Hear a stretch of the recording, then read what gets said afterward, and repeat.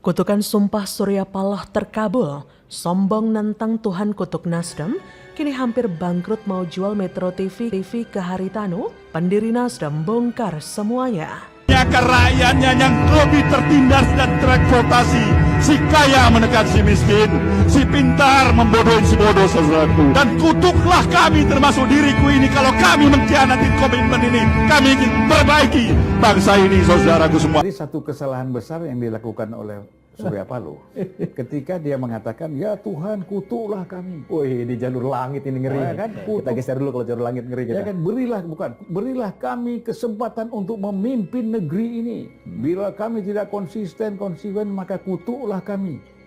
Terus dia rubah, kutuklah aku gitu. Nah, jadi ini bahaya. Oleh karena itu saya mengharapkan kawan-kawan Nasdem yang belum terlambat supaya jangan kena kutuk, keluar dari sekarang.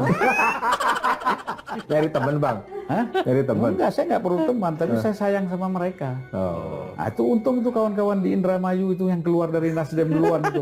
Mereka selamat dari kutukan itu. Bahaya. Saya katakan, jangan sombong kepada Allah Subhanahu Wa Taala. Ini satu sikap kesombongan menantang Tuhan, ini bahaya sekali. Tidak ada manusia ini berani menantang Tuhan kecuali seorang Firaun. Kayaknya abang mau jual Metro TV. Sudah ada yang nawar 2,5 M, kata Bang Surya. 2,5 M, besok ngate kali bang. 2,5 M miliar. Halo, selamat datang di channel Redaksi Jurnal bersama JJ. Sumpah Surya Paloh terkabul, Tuhan kutuk Partai Nasdem dengan perlihatkan moralitas elit Nasdem yang rendah. Para Tuhan, Surya Paloh pernah bersumpah, kutuk kami, Nasdem, termasuk diriku, Surya Paloh, dan kini terkabul. Realita Tuhan kabulkan sumpah Surya Paloh minta kutuk Nasdem mulai terbukti, diungkapkan politisi senior yang juga pendiri Partai Nasdem, Zulfan Lindan, di podcast Kompas TV 15 Juni 2023. Zulfan menilai doa dan sumpah Surya Paloh sangat berbahaya. Kata Zulfan, Surya Paloh menantang Tuhan, minta kutuk dirinya, seakan dia manusia tak punya kesalahan. Surya Paloh ini manusia sombong, hanya Firaun manusia yang sombong tantang Tuhan. Saya minta Surya Paloh dan teman di elit Nasdem jangan mudah bajak nama Tuhan. Bahaya sekali, tentu Tuhan tidak suka, kata Zulfan. Tantangan dalam sumpah Surya Paloh pada Tuhan agar kutuk elit Nasdem dikabulkan. Berikut sumpah Surya Paloh selengkapnya. Ya Allah, ya Tuhanku, Sang Maha Pencipta, dengan ikhlas dan kejujuran hati, kami berupaya dengan kerja keras. Ya Allah, berikan kesempatan pada pemilu yang akan datang, agar kami yang mengatur negeri ini. Dan kutuklah kami, termasuk diriku ini, kalau kami mengkhianati komitmen memperbaiki bangsa ini. Sisa hidup akan kami berikan, terutama saya sebagai pemimpin Nasdem. Ya Allah, sebelum kau cabut nyawaku, aku ingin melihat Indonesia lebih baik dari hari ini. Indonesia yang pemimpinnya tidak berpura-pura dengan kemunafikan seperti hari ini ya Tuhanku. Zulfan Lindan pun bercerita dilema soal Surya Paloh yang akan menjual Metro TV pada Haritanu Sudibyo senilai 2,5 miliar US dollar, mengejutkan banyak kalangan. Zulfan mulai cerita pada 2012 silam, di pagi hari di sebuah restoran, kata mantan pendiri Nasdem saat dipanggil Bang Surya, sapaan Surya Paloh untuk ngobrol. Saat itu cerita Zulfan, Surya Paloh mengaku dilema untuk menjual Metro TV. Kata Zulfan sambil meniru Surya Paloh, Van, aku mau jual Metro TV 2,5 miliar US dollar. Haritanu sudah kasih penawaran, abang mau hidup di Amerika, kata Surya Paloh. Lalu Nasdem kita serahkan pada Haritanu, cerita Zulfan. Soal Nasdem, Surya berpikir akan menyerahkan pada Haritanu untuk diurus. Apalagi Haritanu sudah punya 18 DPW provinsi, saat itu Haritanu memiliki ormas bernama Perindo sebelum jadi parpol. Dalam kalkulasi Surya Paloh, Metro TV akan dijual kepada Haritanu. Lalu, Hari akan mendapatkan bonus Partai Nasdem yang baru berdiri sebelum Haritanu mendirikan Partai Perindo. Saat itu Haritanu Sudibyo adalah ketum Ormas Perindo yang didirikan 24 Februari 2013 di Istora Senayan. Perindo kemudian jadi partai politik pada 8 Oktober 2014 dan dideklarasikan pada 7 Februari 2015 di Jakarta International Expo. Namun Zulfan Lindan menolak niat Surya Paloh untuk menjual Metro TV dan menyerahkan Nasdem pada Haritanu sebagai bonus. Kata Zulfan Lindan, "Tidak bisa, saya tidak setuju." Sejak itu ia bertekad untuk menyelamatkan Nasdem. Ia berkata, "Kami berhasil menggelar Kongres 1 Nasdem di akhir tahun 2012. Dalam Kongres Nasdem 1 di Jakarta, Surya Paloh dipilih secara aklamasi menjadi ketum Nasdem hingga saat ini. Namun, takdir berkata lain. Zulfan yang sejak awal berjuang malah ditendang. Sungguh miris pengkhianatan yang dilakukan Surya Paloh demi seorang capres Yaman. Ia membuang rekan seperjuangan yang sudah berdarah-darah mendirikan Nasdem." Di sisi lain, serangan jaringan media grup milik Surya Paloh pada Jokowi makin agresif dan akan terus berlanjut.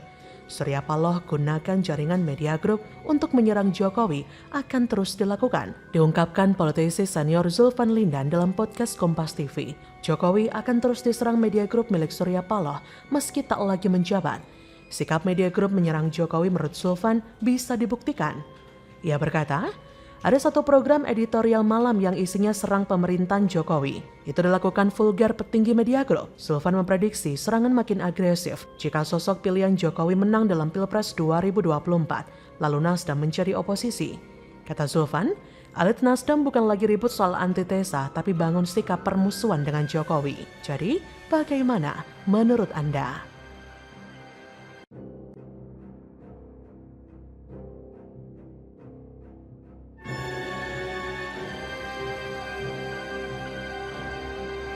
Di Jakarta, seluruh rumah-rumah yang tidak ada IMB, kami mulai datangin, kita bilang harus diurus izinnya dapat IMB. Terbongkar, rekam jejak Ahok berani lawan konglomerat Surya Paloh. Ternyata Pulau Kali Age, tempat pertemuan koalisi Anies, pernah disegel Ahok karena tak punya IMB. Pantesan sekomplotan sama gak benar. Tentu ketika akan membangun sebuah bangunan itu, selain pada konteks legalitas perizinan, dia juga harus perhatikan aspek keseimbangan lingkungan. Nah, dalam hal ini sebaiknya memang pemerintah daerah atau bupati setempat itu yang sudah memasang rambu-rambu dengan tegas agar kepada siapapun, pemilik usaha, pemilik resort, pemilik pulau, Anda harus mengikuti dan mematuhi ketentuan peraturan perundang-undangan. Karena hampir lebih dari setengah rumah Jakarta nggak ada IMB. Jadi tapi kalau kamu membangun di atas jalur hijau, di atas lahan yang tidak mungkin mengurus IMB, kami bongkar.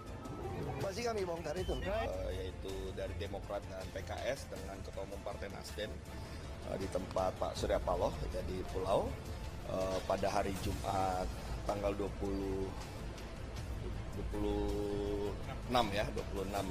Mei yang lalu. Hadir langsung Pak AHY ya dengan sekjennya, dengan petinggi Partai Demokrat, lalu Pak Salim Asegaf Al-Jufri dengan Presiden PKS, Pak Saidu, Pak Sohibul Imam, ada Pak Muzamil, dan beberapa petinggi PKS lainnya. Dari Nasdem ada saya, ada Pak Sugeng, ada Pak Hermawi Taslim. Ya, pertemuan itu lebih kepada pertemuan yang ingin menyampaikan ya dukungan dan simpati kepada Partai Nasdem ya. Sekaligus juga membicarakan langkah-langkah yang akan dilakukan oleh koalisi. Ketika ditanya mengenai pencabutan segel pulau milik Ketua Umum Nasdem itu, Ahok mengatakan penyegelan itu terbilang sia-sia. Yang terpenting, kata mantan politisi Gerindra itu, adalah bagaimana memberikan sanksi berupa denda dan harus bayar pajak yang tinggi kepada pemerintah. Ternyata Ahok dulu pun pernah musuhan sama Surya Paloh karena memang melanggar aturan. Ya jadi harus ditertibkan. Pantesan kini mereka, Surya Paloh, Anies menjadi satu komplotan. Yang satu sengaja melanggar aturan, yang satunya lagi mantan gubernur yang memperlancar agar si pelanggar tetap santai melanggar aturan. Jadi ingat tower Nasdem yang katanya juga melanggar aturan izin di DKI. Tapi kan tetap dibangun di era Anies Baswedan.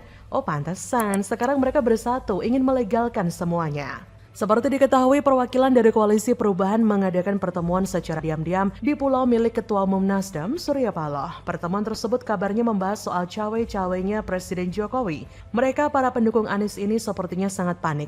Makanya isu cawe-cawe Presiden Jokowi diartikan dengan seenak jidatnya yang seolah-olah Anies ini akan dijegal dari pemilu 2024. Bahkan pertemuan itu juga memutuskan bahwa koalisi perubahan lebih memberikan dukungan kepada Partai Nasdem atas ditetapkannya status tersangka terhadap Joni Plate. Jadi ada benarnya, kemungkinan paniknya Paloh dan para elit partai pendukung Anies adalah karena memang ada duit yang mengalir ke partai politik tertentu dan kemungkinan ada pada salah satu di koalisi perubahan. Memang benar para bandar itu mungkin punya banyak aset, tapi untuk menjual aset dalam waktu dekat tidaklah mudah.